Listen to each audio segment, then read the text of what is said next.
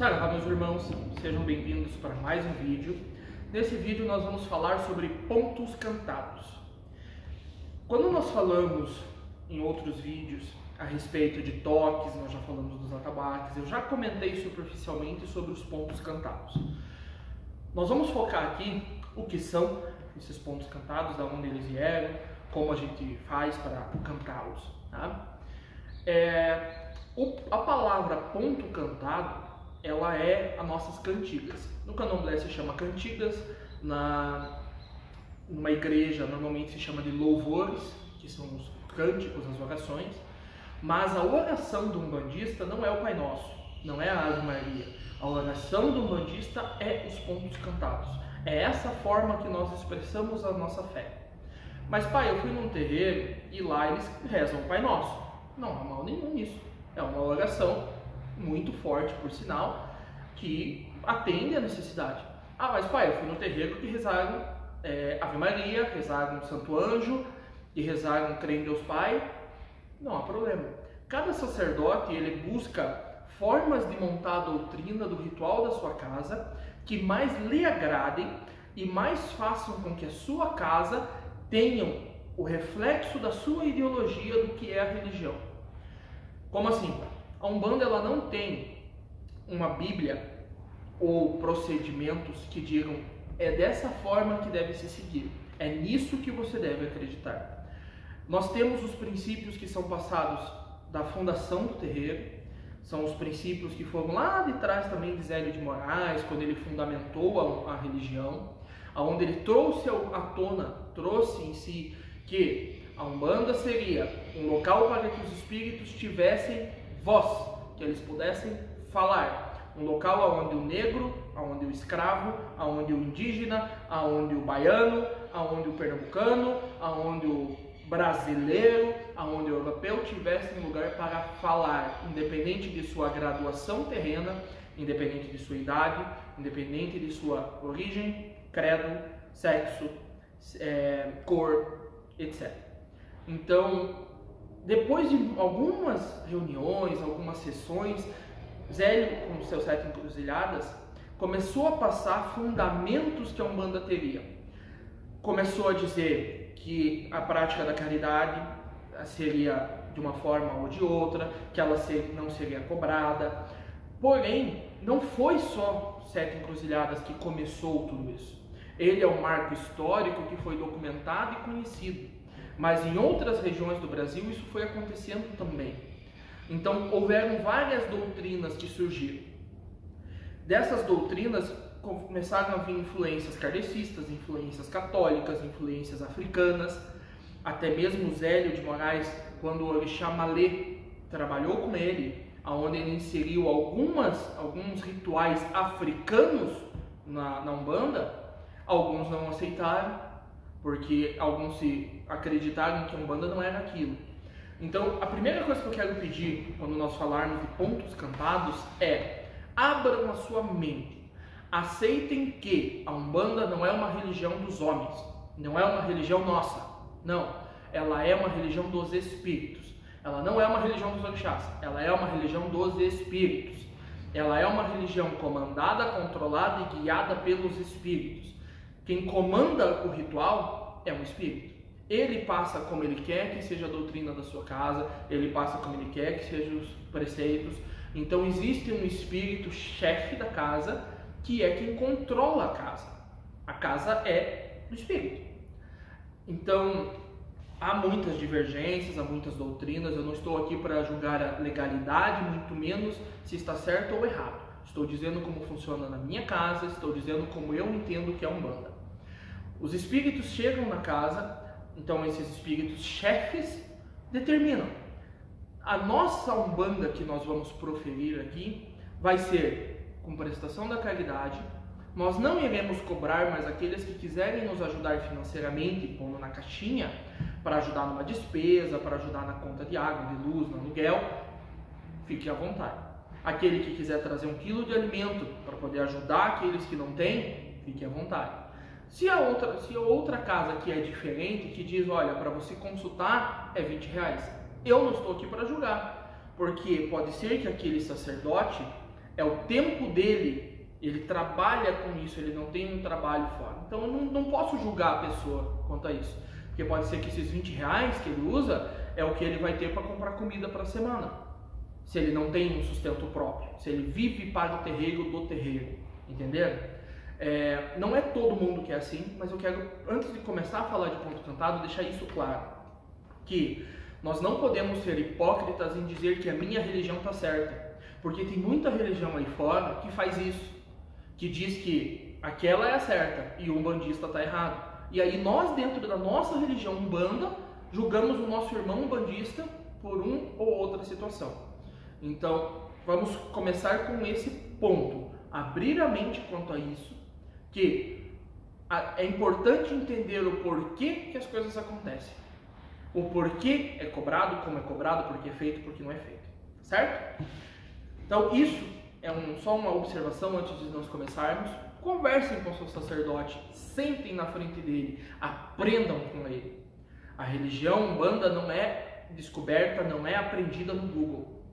Não é aprendida em sites, em cursos de outros sacerdotes. Ela é aprendida com o seu sacerdote. Ela é aprendida com os espíritos chefes da sua casa. Se você aprender em outra fonte, em outro local, e trazer esse ensinamento para dentro do seu terreiro, pode ser que ele esteja equivocado. Aprenda fora, claro que aprenda. Leia outros livros, assista vídeos, leia artigos, faça isso. Mas chegue na frente do seu Pai de Santo e fala: pai, eu li aquilo nessa semana, só queria ver como que é na nossa casa. É assim mesmo, ótimo. Mas busque sempre ter a conformidade do que você aprende lá fora com o que você tem que aprender dentro da sua religião. Certo?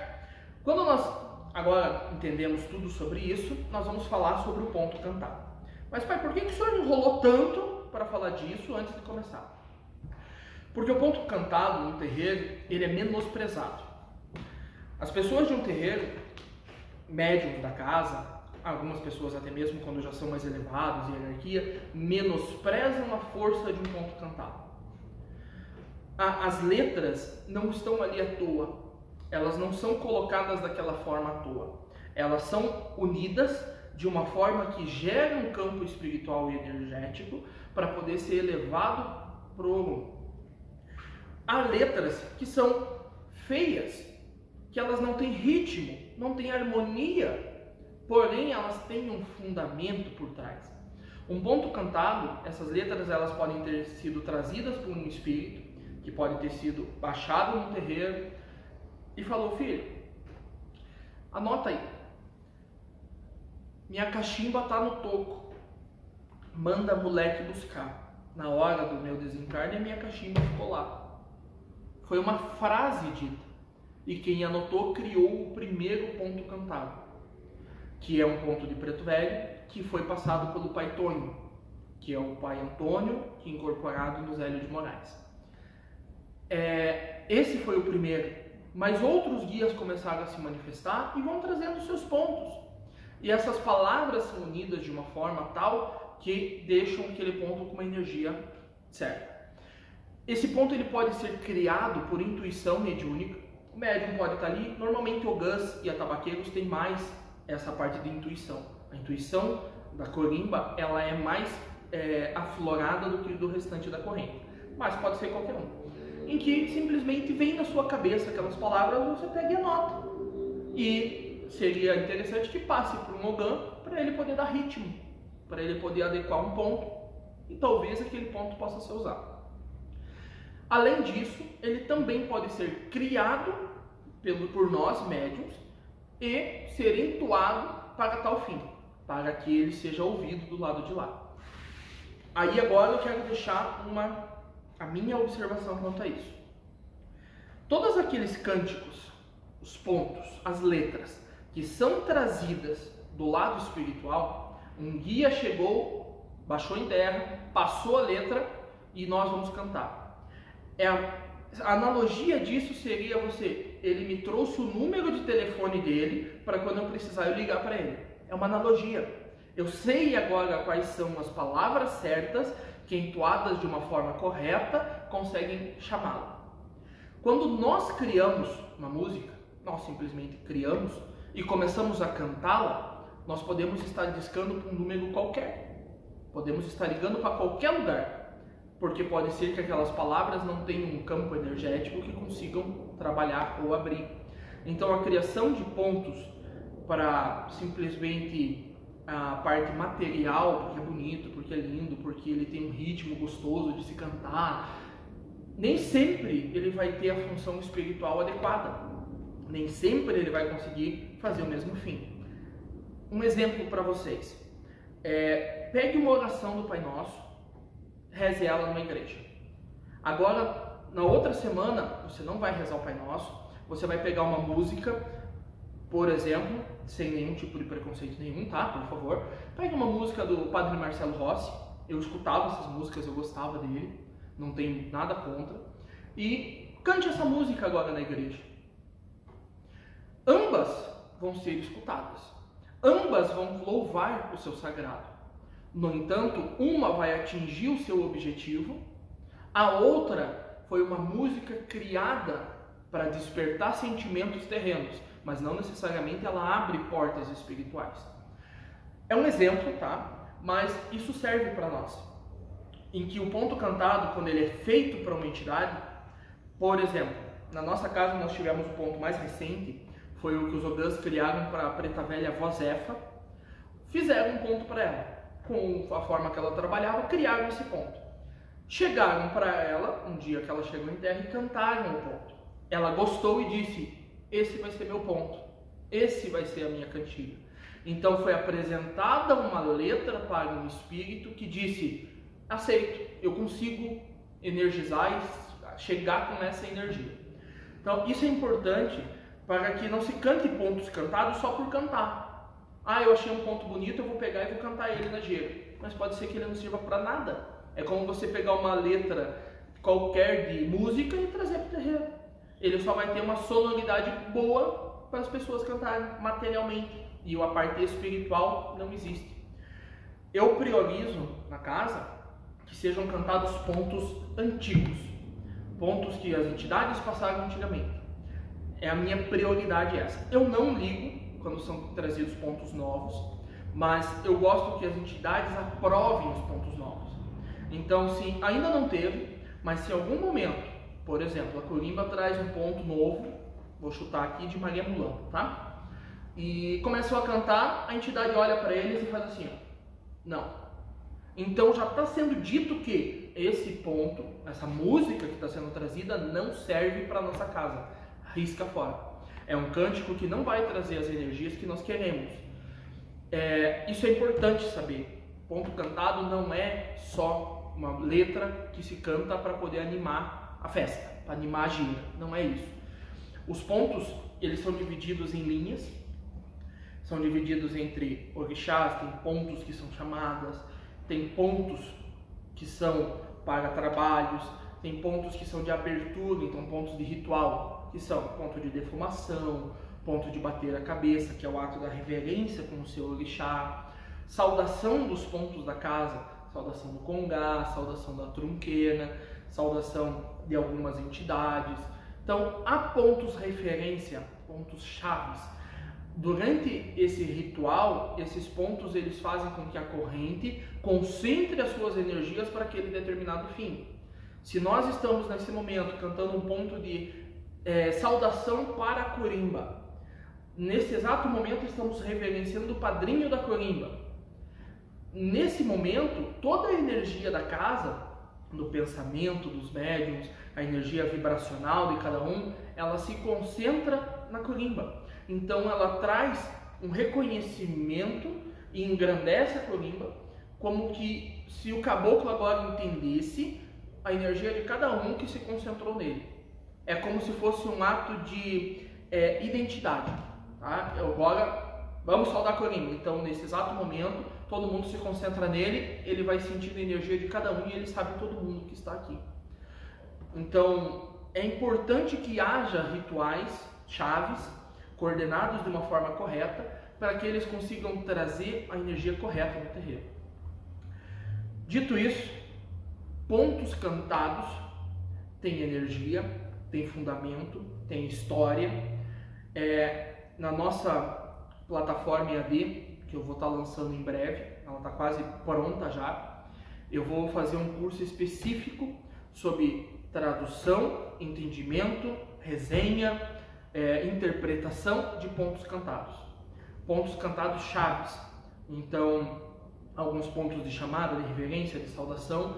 Eu vou cantar o ponto e nós vamos estudar ele, conversar com ele, entender o que ele quer dizer. Isso vai fazer com que a cabeça da pessoa que vai estar aprendendo sobre isso consiga entender que o ponto cantado é muito além de palavras, é muito além de cantar. A outra, só para a gente terminar sobre isso, o ponto cantado ele pode ser entoado de forma baixa, falando calmamente, cantando ele suave. Ele pode ser cantado de forma que suas cordas vocais tremam, então algo semelhante ao grito, ele cantado alto em bom tom, ou ele pode ser simplesmente, enquanto está sendo cantado, ele pode ser entoado de forma harmônica, enquanto um está cantando ela, digamos, o ponto certinho, cantando normal, o outro pode puxar momentos dele mais forte para fazer a harmonização desse som.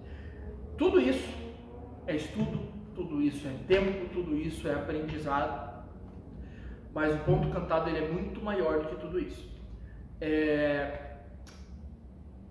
Nesse vídeo é sobre isso que eu queria falar.